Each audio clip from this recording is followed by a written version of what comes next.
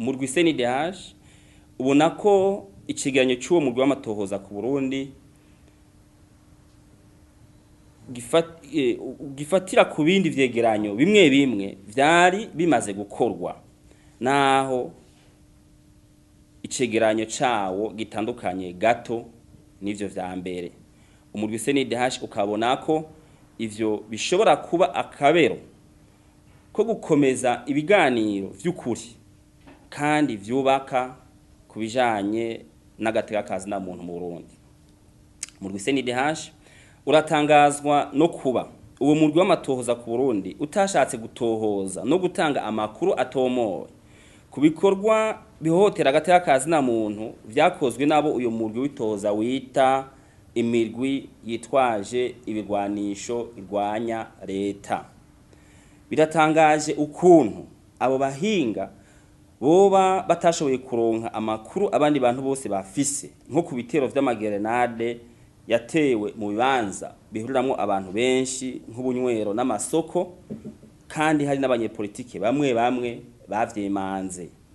Ikindi naco uwo murwi w'amatohoza ntiwohava uvuga yuko ata kintu na kimwe uzi kwigandagurwa ry'abategetsi n'ibindi bitero vyaje bigana abarongozi canke abanyagihugu basanzwe, harimwo umuntu yatuririwe mu Nyakabiga ku genekerezo ry'indwi Rusama muri 2015.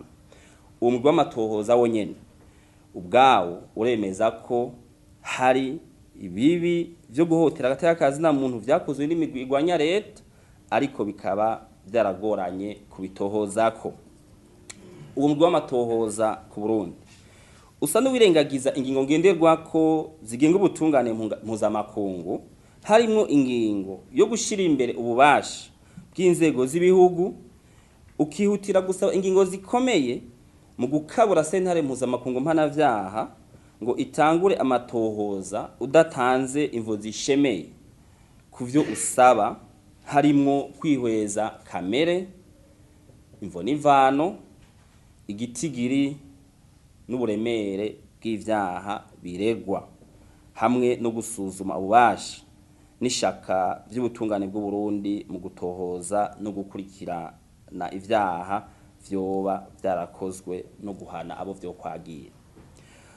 Umurwi Cnidh uribukije ko kuvyo ubona ivyaha vyakozwe mu Burundi bitarengeye ubushobozi bw'inzego z'ubutungane z'u Burundi, kandi biraboneka ko ugushaka gutohoza ku vyaha no gukurikirana abo vyokwagira kuhari.